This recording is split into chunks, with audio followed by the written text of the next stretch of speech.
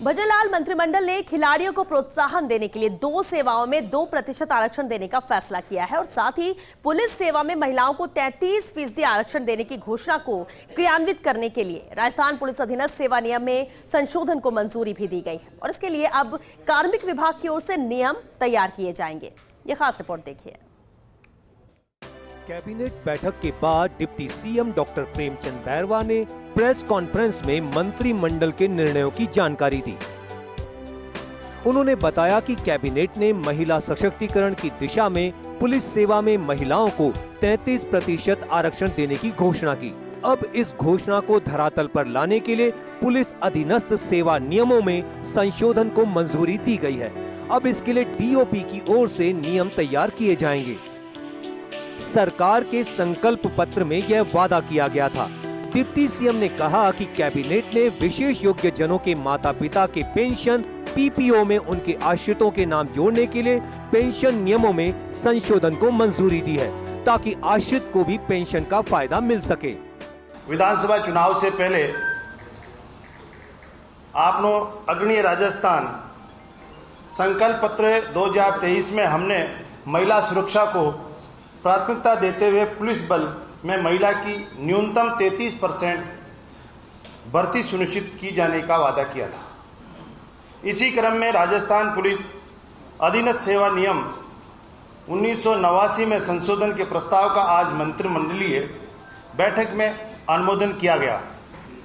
अब कार्मिक विभाग के स्तर से इस बारे में अधिसूचना जारी की जाएगी। अब राज्य सरकार के कार्मिकों की सेवानिवृत्ति पर अन्य पात्र सदस्यों के नहीं होने पर स्थायी रूप से विशेष योग्य बच्चे और बच्चों को आश्रित माता पिता और विशेष योग्य भाई बहनों का नाम भी पेंशन पेमेंट ऑर्डर पीपीओ में जोड़ा जा सकेगा। संसदीय कार्य मंत्री जोगाराम पटेल ने बताया कि सरकार का लक्ष्य है कि आने वाले 2 साल में प्रदेश ऊर्जा उत्पादन में आत्मनिर्भर बने। इसी दिशा में 3150 मेगावाट सौर ऊर्जा उत्पादन के लिए विभिन्न कंपनियों को 6877 हेक्टेयर भूमि आवंटित की गई है। जैसलमेर के रामगढ़ में सौर ऊर्जा उत्पादन के लिए आधुनिक तकनीक का प्लांट लगाया जाएगा।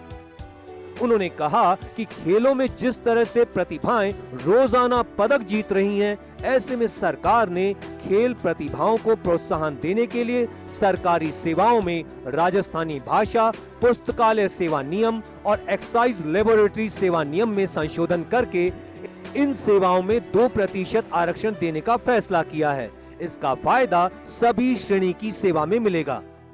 प्रदेश को बिजली में आत्मनिर्भर बनाने के लिए जो हमारा निरंतर प्रयास है, उसकी 3150 मेगावाट सौर ऊर्जा परियोजनाओं के लिए भूमि आवंटन की स्वीकृति हमने जारी कर दी है। जैसलमेर जिले के रामगढ़ में एक नवीन स्रोतों के साथ लगाई जाने वाली हमारी जो नवीन ऊर्जा स्रोतों पर आधारित शक्ति संयंत्र स्थापित करने की भूमि आवंटन की जो नीति है, उसके तहत कुल अभी तक हमने 6877.66 हेक्टेयर भूमि के प्रोजेक्ट आवंटित कर दिए और हमारे जो उत्कृष्ट खिलाड़ी है उनको भी सेवाओं में 2% आरक्षण मिले ताकि खेलों के प्रति हमारे खिलाड़ी आकर्षित हो। मंत्री जोगाराम पटेल ने कांग्रेस नेताओं के आरपीएससी का नए सदस्य पुनर्गठन करने के बयान पर कहा कि यह एक संवैधानिक बॉडी होती है, इसका पुनर्गठन किया जाना संभव नहीं है। कांग्रेस नेता सचिन पायलट स्वयं बताएं कि इसका पुनर्गठन कैसे किया जा सकता है और किन नियमों के तहत हो सकता है। उन्होंने एसआई भर्ती परीक्षा को निरस्त करने के मामलों को लेकर कहा कि परीक्षा में कई बच्चे मेहनत और ईमानदारी से भी नौकरी लगते हैं, ऐसे में परीक्षा को निरस्त करना संभव नहीं है। वहीं कांग्रेस प्रदेश अध्यक्ष गोविंद सिंह डोटासरा के एक बयान पर कहा कि जो मन में होता है वही बाहर निकलता है। डोटासरा को बड़बोलेपन की आदत है।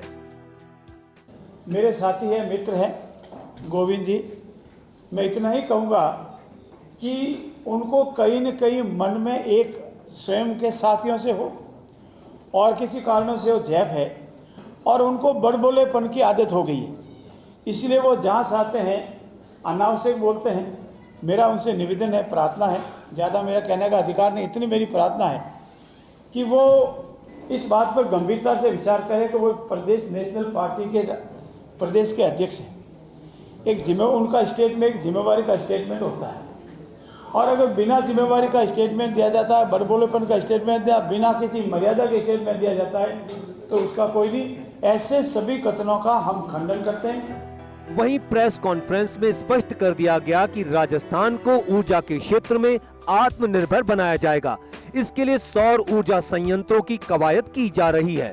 फर्स्ट इंडिया न्यूज के लिए एसोसिएट एडिटर ऐश्वर्य प्रधान के साथ associate editor doctor Rituraj Sharma की रिपोर्ट।